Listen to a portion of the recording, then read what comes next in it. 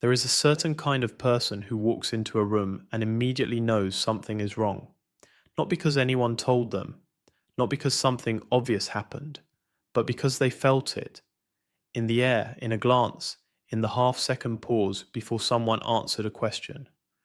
They notice the smile that doesn't reach the eyes, the enthusiasm that sounds slightly rehearsed, the silence that lasts just one beat too long.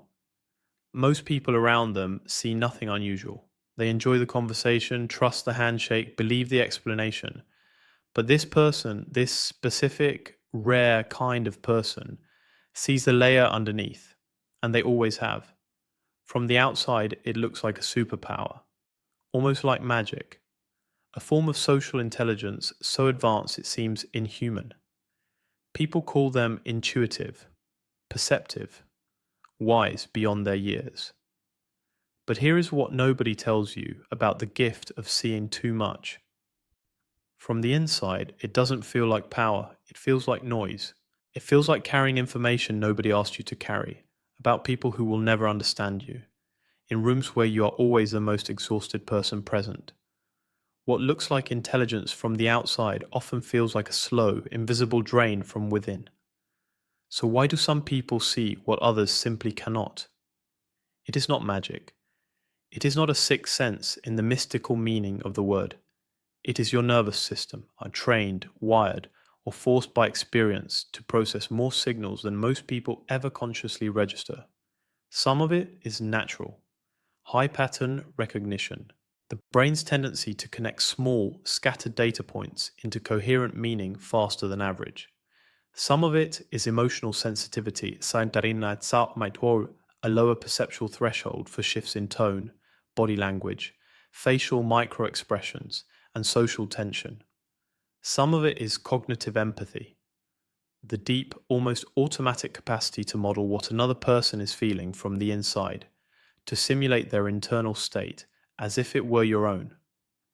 And some of it, perhaps most of it, was learned through pain when your early environment was unpredictable or emotionally unsafe. Your nervous system developed hypervigilance as a survival tool. You learned to read the room because reading the room protected you. You learned to detect the shift in someone's mood before the storm arrived. That wiring doesn't disappear when life becomes safer. It stays.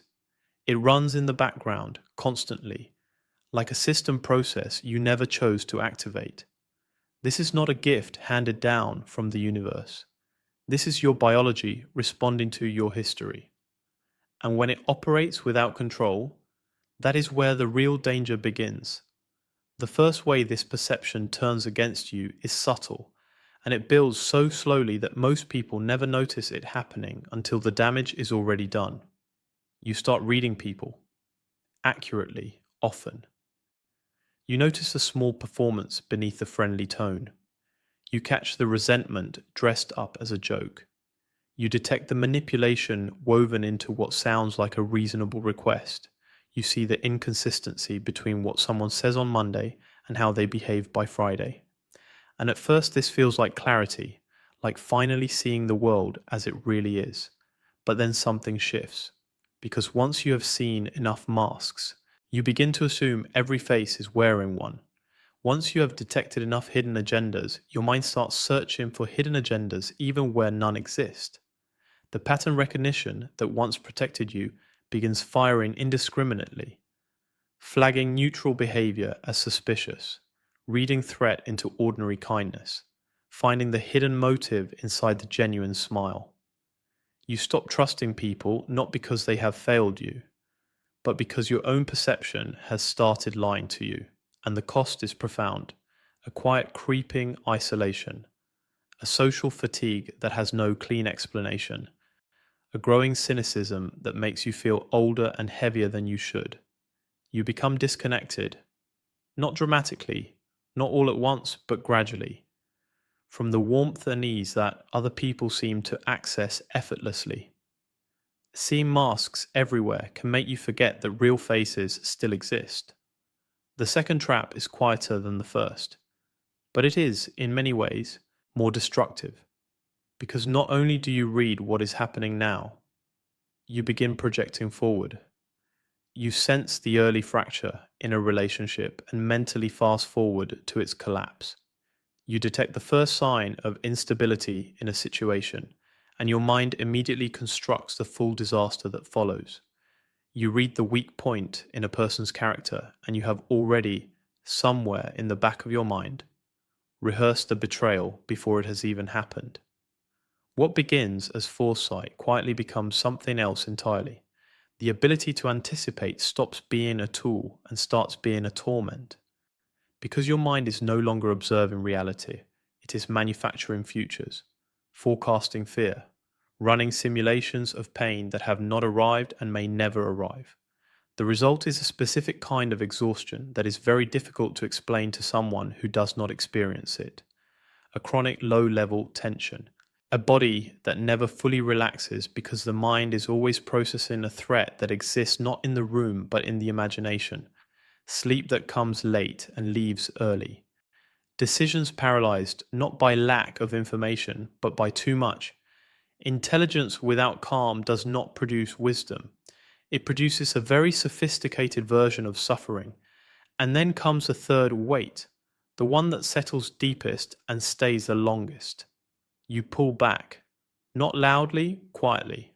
You stop sharing what you notice because experience has taught you that most people don't want to hear it. You stay in the observation role, watching from a careful distance while others engage more freely, more naively, more recklessly. You tell yourself you prefer it this way. People begin to describe you as serious, intense, hard to read, old before your time.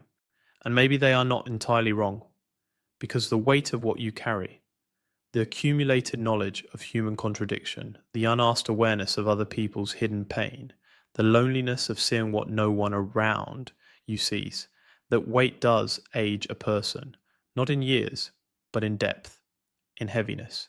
You move through social spaces feeling slightly alien, like you're watching a film that everyone else believes is real life. You develop a pride around this, but inside that pride there is something softer and sadder, a genuine ache for connection that does not require you to dim what you see, a longing for someone who notices the same things you do. This is the peak of the burden. This is where many people with this gift quietly break. But this is also, precisely here, where transformation becomes possible. Because there is a truth that nobody teaches you when you are growing up with this kind of perception.